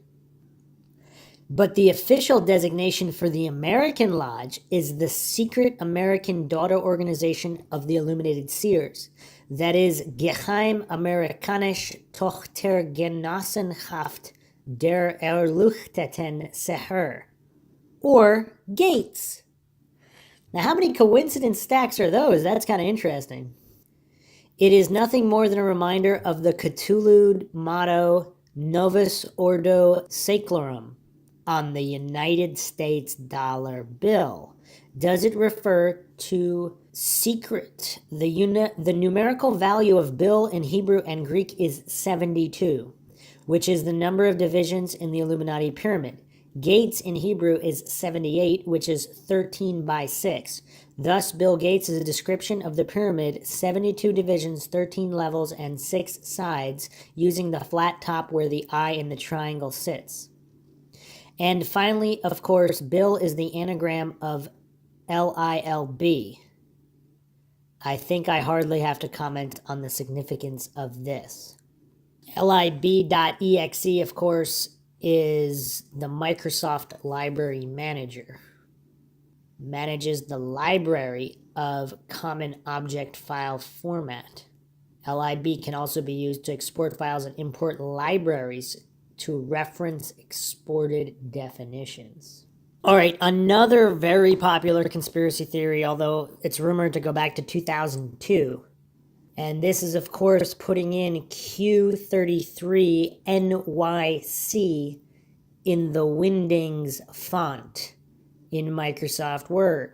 And now, of course, we have to go to the Windings conspiracy, where if you type in Q33NYC, you get an airplane, you get pieces of paper which look like the Twin Towers, you get a skull and crossbones for the N, you get the Jewish Star of David for the Y, and you get a thumbs up for the C. So I don't know when this first email began getting circulated. People are saying around 2002, not too long after.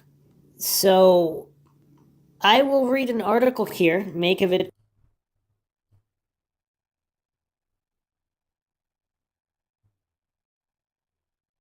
You guys want to keep listening to this? This is an unreleased Mindshock. This is a Bill Gates deep dive I did that got removed from YouTube. You guys want to? You guys want to listen to more of this?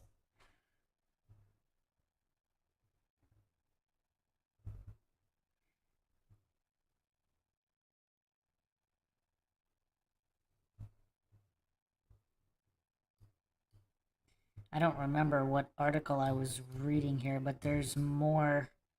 There's more to the Windings actually. I'll let it keep playing, I guess. Popular software. 1990, this is an article, Windings Predicted 9/11, A Truther's Tale. So this was published February 2nd, 2015 by Ashley Feinberg on Gizmodo. In 1992, mere days after Windows 3.1 was released, it was revealed that typing the letters NYC in Windings, Microsoft's all symbols font, produced the following anti-Semitic and or Jewish conspiracy-backed text depending on who you asked. Of course, the N is the skull and crossbones. Again, secret society, death, destruction, all of that entails. Some people also allege that it was derived from the Knights Templar symbols. And of course, Y, the Jewish Star of David. And it's actually not on Rumble, but I will put it on Rumble and Rockfin, and I will post it in the community tab on YouTube when I do. C, the thumbs up symbol. Okay. Microsoft insisted the arrangement of glyphs was wholly random, which only ended up encouraging the Windings truth seekers. Because, of course, that's what someone who hid secret anti-Semitic messages in a nonsensical font would say. There was even an article in the New York Post about the drama, breathlessly titled, Anti-Jewish Code Lurks in Popular Software. And an eye-opener it was. Apparently this was 1992, this article. A friend of the anonymous programmer who discovered the issue, Brian Young, calculated the odds of 3 letters of the alphabet being combined with 255 symbols, and he said the odds of obtaining the message were less than 1 in a trillion.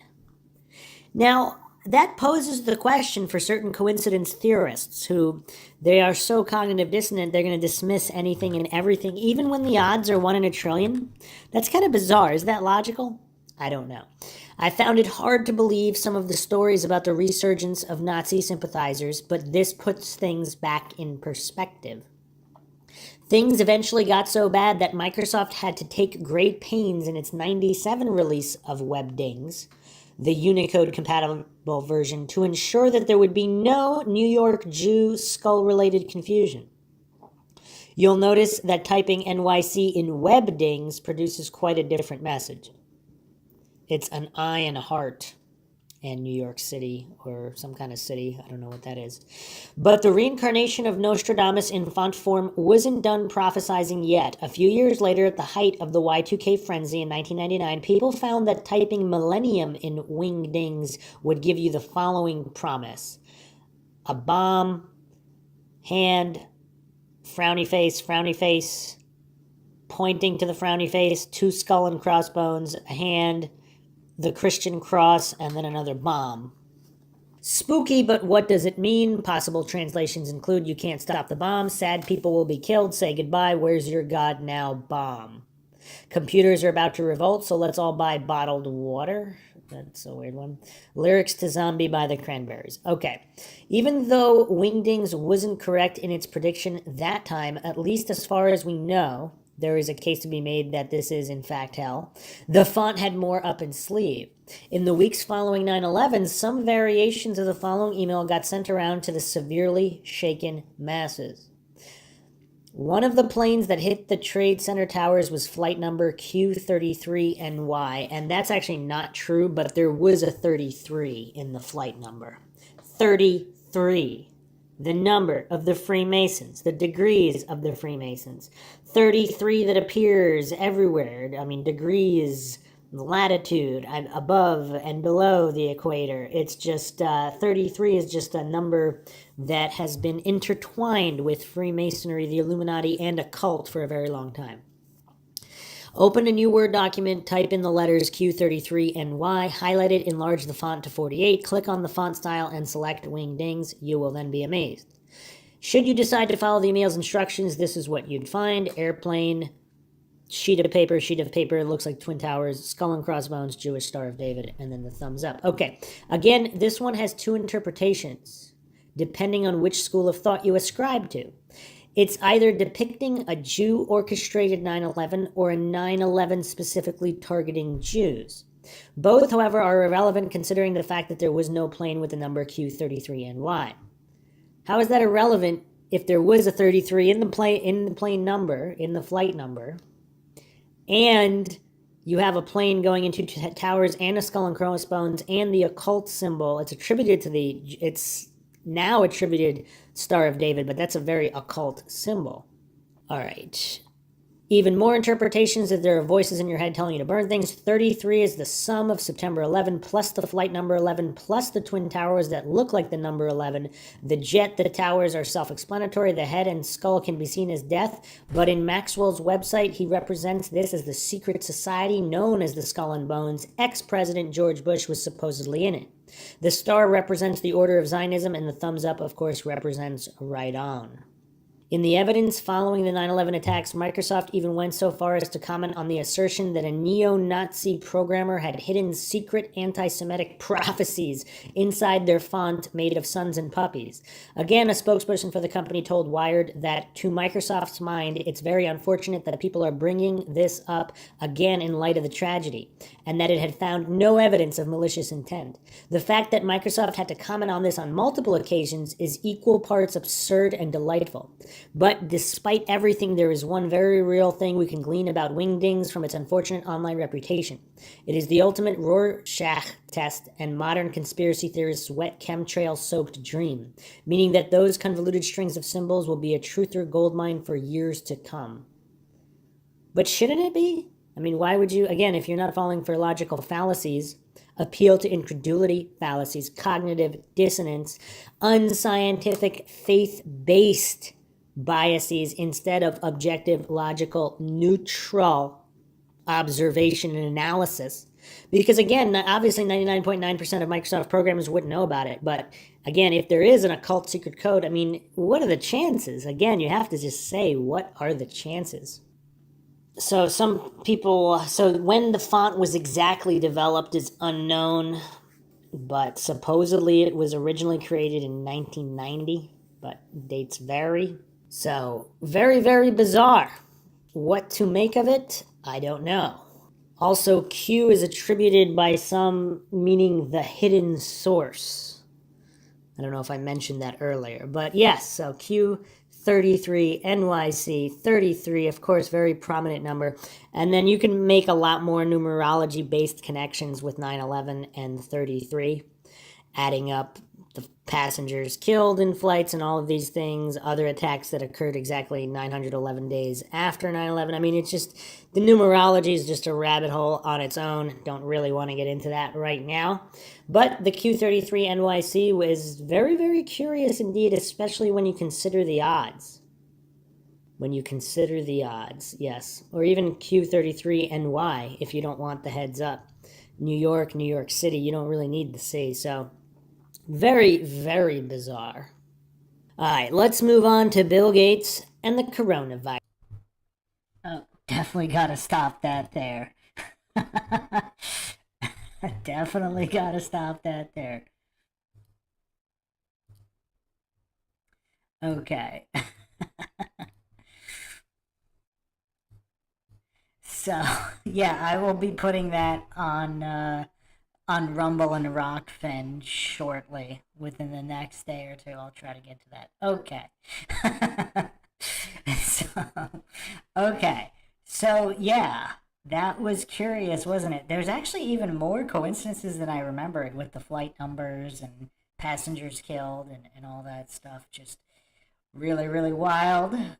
This is probably the weirdest true crime live Q&A, although, you know, I mean, 9/11's a crime as well, so maybe not, but all right. So, yeah, we got to wrap this one up.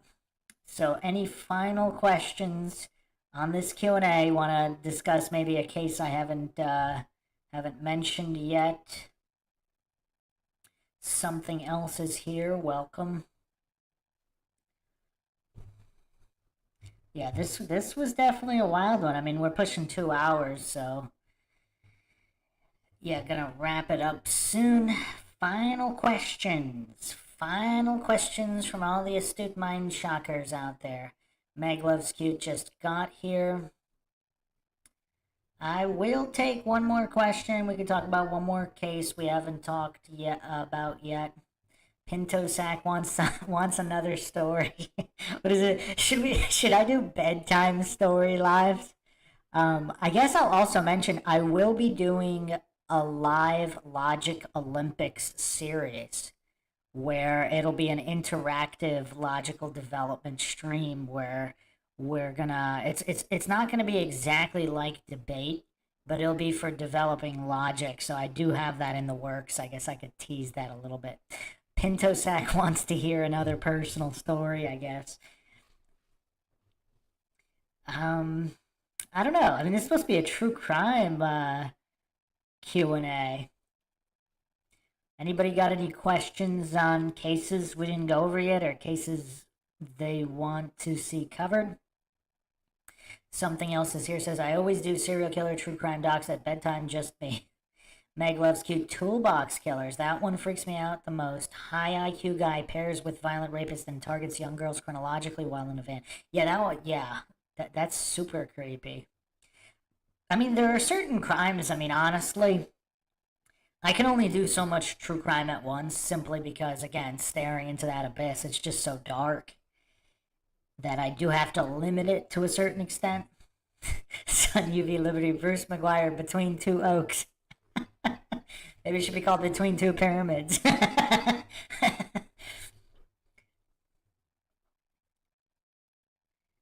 Diana S here. I just arrived. What is your favorite case? Or if you, I haven't. I don't know if I've answered that one on this stream. Somebody might have asked me that in the first one. I don't know about favorite. I don't know if that's the right word to use. The one I find incredibly mysterious with insane coincidence stacks is, of course, the Murray case.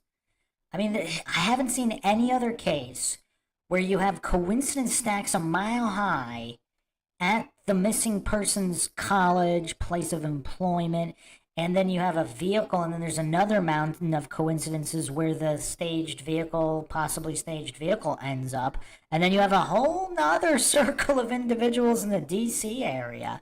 You have a boyfriend, ex boyfriend trained in psychological operations, getting his West Point professor and her wife, and his wife, to drive countless hours in the middle of the night. I mean, it's just really weird. The entire Maura Murray case is weird.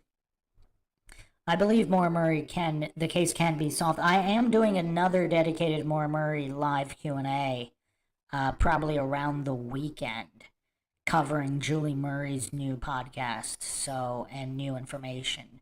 So I will be doing a specific live Q&A on the Maura Murray series.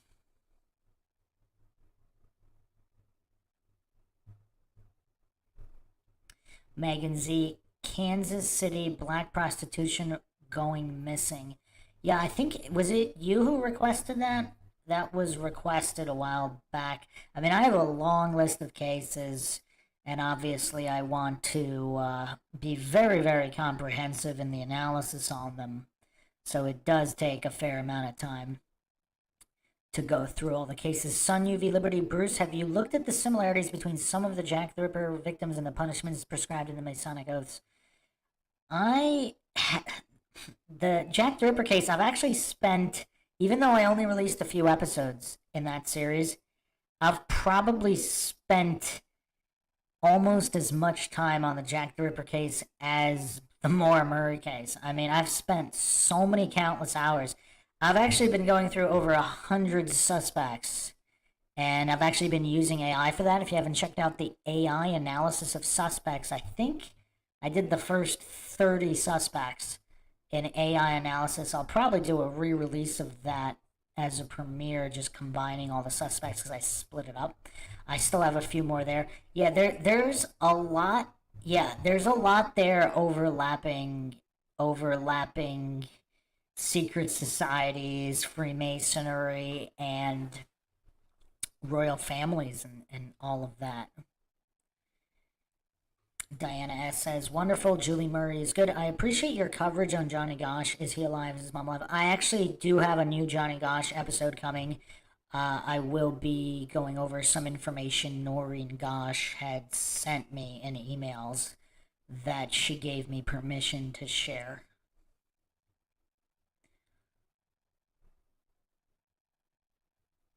Sun UV Liberty says, I don't fool around with AA, not at all. Yeah, I mean, if you tweak it, custom AI, I've been developing a custom AI tweaked. I mean, it can be useful for keeping a lot of information simultaneously in mind, so to speak, when analyzing. So it has its purposes. I mean, I would never trust Neuralink or anything crazy like that. But just basic AI software, clearly confined softwares with very specific parameters. Rodney asks, hey Bruce, have you heard of Tania Jones? Black female college student died in Israel in 2018. Let me double check.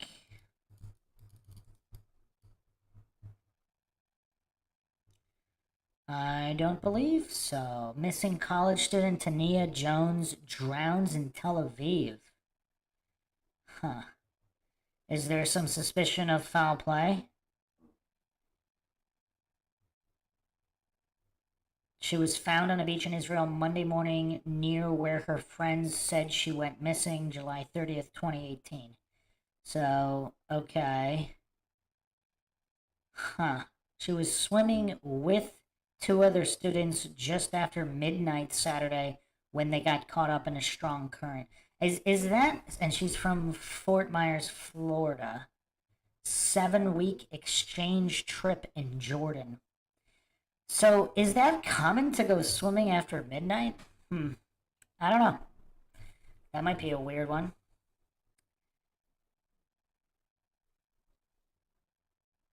Diana says, that's incredible, Mrs. Gosh. Thank you. All your coverage has been excellent. Delphi, Jean-Benet Ramsey, in some cases I was not familiar with, too. Thank you, Diana. Meg loves cute. It's interesting watching your videos on the Idaho murders. I'm not going to lie, that BK looked pretty scary when I saw his photo, but I have met people who had previous drug addictions who had those wide eyes with the dark circles. He could just be a fall guy. Who knows? Yeah, I mean, you know, even if he is some kind of criminal, that doesn't mean he's responsible for this particular crime. Oh wow, Rodney Thomas says, and a Palestinian guy washed up shore 1 mile away on the same night. Well, if night swimming is popular, so Tel Aviv, is that like a party destination?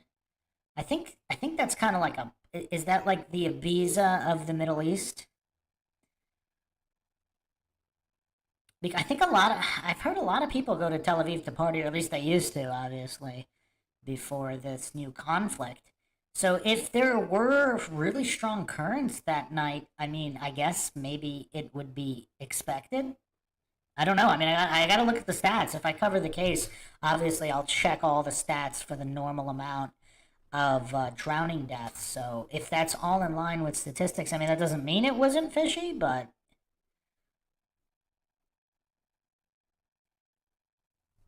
yeah, I don't know. So we're going to wrap this one up. Thanks again, everybody, for joining us for another Mindshock Q&A. This one went a little off the rails, but I suppose that's also to be expected from Mindshock. As always, if you found the podcast interesting and informative, you can help support the podcast. Donate to our PayPal. Just check the link in the description. Make sure you subscribe to the channel. Hit the bell for notifications. If you're not getting the notifications, just like and comment on more videos. That's how the YouTube algorithm appears to work. You could also be a YouTube member right here on YouTube. Help support the channel that way. Like and share Twitter, Facebook, Reddit, Patreon. Questions, comments, theories, thoughts, suggestions, rebuttals, debunkings of any kind. Leave them in the comment section. This is Bruce McGuire signing off. Catch you guys next time.